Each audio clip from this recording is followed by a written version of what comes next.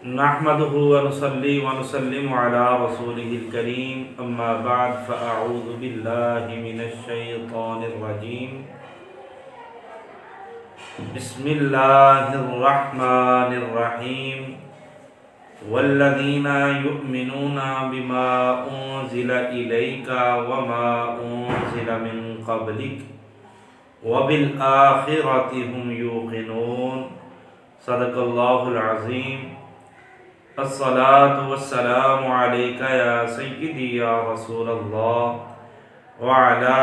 آلك وأصحابك يا سيدي يا حبيب الله أغثني وأدركني يا رسول الله۔ صاحبان ذی وقار پروردگار عالم کے فضل و احسان اس کے پیارے حبیب صلی اللہ علیہ وآلہ وسلم کی نظر عنایت کے توسل سے الحمدللہ رب العالمین آج ہم سورۃ البقرہ کی اگلی آیت والذین یؤمنون بما انزل الیک وما انزل من قبلک وبالآخرۃ هم یوقنون پہ گفتگو کرنے جا رہے ہیں۔ پروردگار عالم نے اس آیہ مبارکہ میں ایمان والوں کی علامتیں بیان فرمایا ایمان والے وہ ہیں جو اس چیز پر بھی ایمان رکھتے ہیں جو آپ صلی اللہ علیہ وآلہ وسلم کی طرف نازل کیا گیا، اس پر بھی ایمان رکھتے ہیں جو آپ صلی اللہ علیہ وآلہ وسلم سے پہلے اتارا گیا، اور آخرت پر وہ یقین رکھتے ہیں۔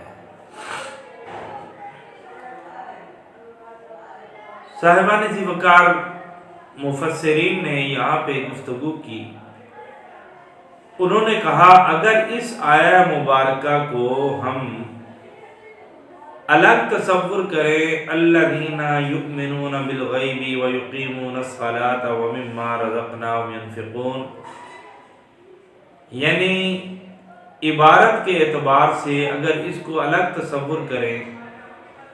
کہ وہ الگ لوگوں کی علامت ہے، ایمان والوں کی یہ الگ علامت ہے، تو پھر یہ عبارت منسلک ہو جائے گی اگلی آیہ مبارکہ کے ساتھ اولئک علی ھدی من ربہم واولئک ھم المفلحون۔ تو جب اس کا تعلق اگلی عبارت کے ساتھ ہو جائے گا تو اس کا معنی یہ ہوگا کہ وہ لوگ جو اس چیز پہ ایمان لائے جو آقا کریم علیہ السلام پہ نازل ہوئی، جو آقا کریم علیہ السلام سے پہلے نازل ہوئی اور آخرت پر یقین رکھتے ہیں، فرمایا جن لوگوں میں یہ تین اوصاف ہوں گے، اگر اس عبارت کا اگلے جملے کے ساتھ تعلق بنائیں تو پھر کیا ہوگا اولئک علی ھدی،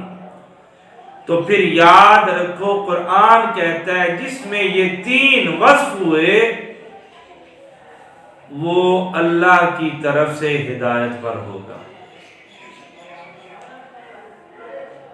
وَأُولَئِكَ هُمُ الْمُفْلِحُونَ، صرف ہدایت پر ہی نہیں ہوگا، وہ اللہ رب العزت کی طرف سے کامیاب لوگوں میں شمار ہوگا۔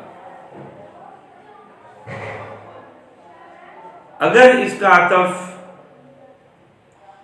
پچھلی آیہ مبارکہ کے الذین یؤمنون کے ساتھ کر دیا جائے، یعنی اس کے ساتھ اس کا تعلق بنایا جائے، تو اس کا مفہوم یہ ہوگا کہ جو غیب پہ ایمان رکھتے ہیں، جو اللہ کے دیے سے خرچ کرتے ہیں، جو نماز پڑھتے ہیں، جو قرآن پاک پہ یقین رکھتے ہیں، جو قرآن پاک سے پہلے صحائف و کتب پہ یقین رکھتے ہیں، جو آخرت پہ یقین رکھتے ہیں، فرمایا ان کے لیے یہ ہے الذین یؤمنون، فرمایا گویا جن میں یہ 6 علامتیں ہوں گی انہیں ہم ایمان والا کہہ سکتے ہیں۔ اور اگر اسی جملے کا تعلق متقین پر ہو، وَبِالْآخِرَةِ ہم یوقنون، اس کا الگ، متقین یعنی پیچھے، ذالک الکتاب لا ریب فیہ ھدی للمتقین، متقین یعنی اس سے بھی پچھلی آیت مبارکہ سے اگر اس کا تعلق ہو، متقین پہ ہو، تو حکم کیا ہے؟ کہا پھر گویا اعلان یہ ہو رہا ہے کہ متقین وہ ہیں جو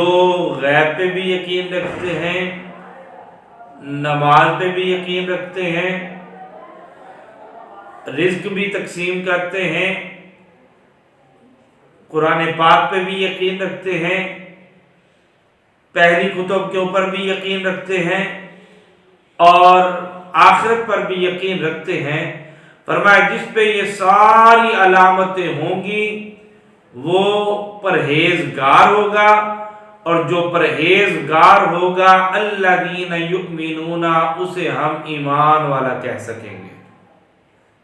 گویا عبارت کے اعتبار سے یا تو اس جملے کا تعلق اگلے جملے سے ہم المفلحون تک، یا الذین یؤمنون بالغیب والے جملے سے، اور یا پھر ھدی للمتقین سے ہوگا۔ اگر کہتے ہیں اس کے مضامین کے اعتبار سے اس کا تعلق دیکھا جائے تو مضامین کے اعتبار سے یہ ہوگا کہ متقی وہ ہے جو اللہ رب العزت پر صرف یقین نہیں رکھتے بلکہ انبیاء کرام علیہ السلام پہ بھی یقین رکھتے ہیں، قیامت پہ بھی یقین رکھتے ہیں، تب وہ ایمان والے کہلائیں گے۔ یا پھر کہتے ہیں اس اعتبار سے الذین یؤمنون بالغیب ویقیمون الصلاۃ ومما رزقناہم ينفقون، کہ اس آیہ مبارکہ میں ان لوگوں کی صفات کا تذکرہ ہے کہ وہ لوگ ایمان لائے جو مشرک تھے، جن کا غیب پہ یقین ہی نہیں تھا، جن کو نماز کا علم ہی نہیں تھا کوئی عبادت بھی ہوتی ہے، خیرات کرنے سے کیا اجر ملتا ہے انہیں علم ہی نہیں تھا۔ فرمایا پہلی آیت مبارکہ سے وہ لوگ مراد یعنی مشرک، سادہ لفظوں میں مشرک کہہ سکتے ہیں، اور دوسری آیت مبارکہ سے یہود و نصارہ مراد لیے جائیں گے کہ جن کا یقین ہے، جو کہتے ہیں اہل کتاب بھی ہیں اور قیامت پہ بھی یقین رکھتے ہیں، جنت اور دوزخ کے معاملات پہ بھی یقین رکھتے ہیں۔ یعنی دو طریقوں سے مضامین کا اعتبار سے بھی ہم نے اس کی تشریح کی۔ اب یہاں پہ وما انزل من قبلک، بما انزل من قبلک، ما کا معنی کیا ہوا؟ وہ جو، انزل جو چیز نازل کی گئی، الیک کا آپ صلی اللہ علیہ وآلہ وسلم، یعنی جو کچھ بھی نازل ہوا، جو کچھ علم جو بھی آپ کو دیا گیا، وہ سارے کا سارا اس پہ ایمان رکھتا ہو بندہ۔ اب جو علم دیا گیا وہ کیا ہے؟ قرآن پاک، یعنی وہ بندہ قرآن پاک پہ بھی یقین رکھے، احادیث کے اوپر بھی یقین رکھے، اعمال کے اوپر بھی یقین رکھے، افعال کے اوپر بھی یقین رکھے، یعنی اس چیز کا تعلق چاہے وحی جلی سے ہو، چاہے وحی خفی سے ہو، فرمایا ہر صورت میں جو فرمان میرے نبی علیہ الصلوۃ والسلام نے فرما دیا، چاہے وہ الہام کی صورت میں بیان فرمایا، چاہے آپ نے اپنے خواب کا تذکرہ فرمایا، جس انداز سے بھی آپ نے قول فرمایا، اس تمام پہ یقین رکھنے کا نام ایمان کہلائے گا، اور جو اس پہ یقین رکھے گا اس کو ایمان والا کہا جا سکتا ہے۔ تو کیا فرمایا؟ ما انزل بما انزل الیک، یعنی ہر وہ قول جس کا تعلق آقا کریم علیہ الصلوۃ والسلام سے ہو، ہر وہ فعل جس کا تعلق آقا کریم علیہ الصلوۃ والسلام سے ہو، چاہے وہ وحی جلی ہو چاہے خفی ہو، ہر اعتبار سے وہ ہمارے لیے قابل عمل ہے، ہمارے لیے قابل یقین ہے۔ یہ ایمان والے کی علامت بیان ہو رہی ہے۔ وما انزل من قبلک،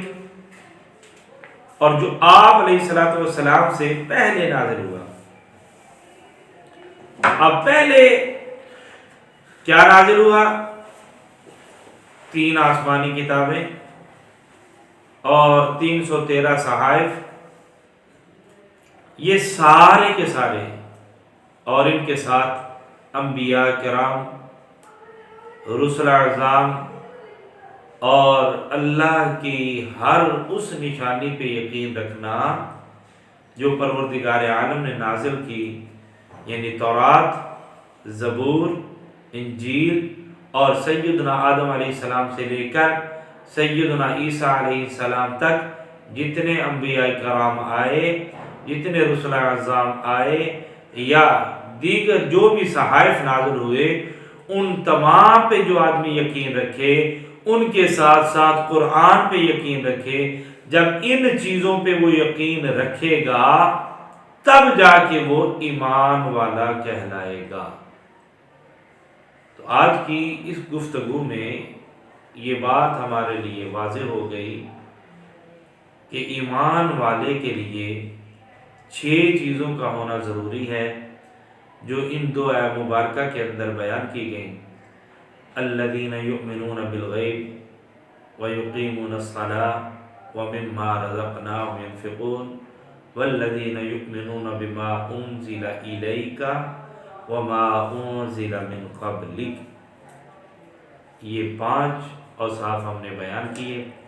انشاءاللہ العزیز ہم کل وبالآخرۃ ہم یوقنون پہ گفتگو کریں گے۔ پروردگار عالم اپنے پیارے حبیب صلی اللہ علیہ وآلہ وسلم کے وسیلہ جلیلہ سے ہماری محبتوں کو اپنی بارگاہ میں قبول و منظور